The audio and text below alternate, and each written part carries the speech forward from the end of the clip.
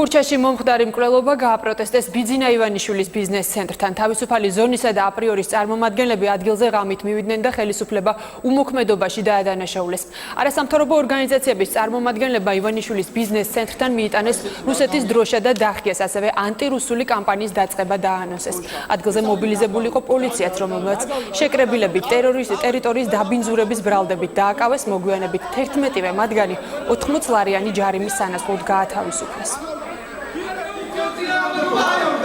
რუსეთის საოკუპაციო ჯარი, როგორც უნდა ისე თაროშობს საქართველოს ტერიტორიაზე, შესაბამისად, აი ამ კოლბასთან, რომელთან ჩვენ დღეს შეკრებილები ვართ, მოვიტანეთ რუსული დროშა, დავხიეთ ნაკუწებად და მას საჩუქრად უტოვებთ ბიძინა ივანიშვილს. თავისუფლად შემოიჭრა საქართველოს ტერიტორიაზე რუსის სამხედროები და ჩაცხილეს ქართველი ვაჟკაცი, შესაბამისად, ჩვენ მეგობრები ექსპრომტად ამოვედით აქ.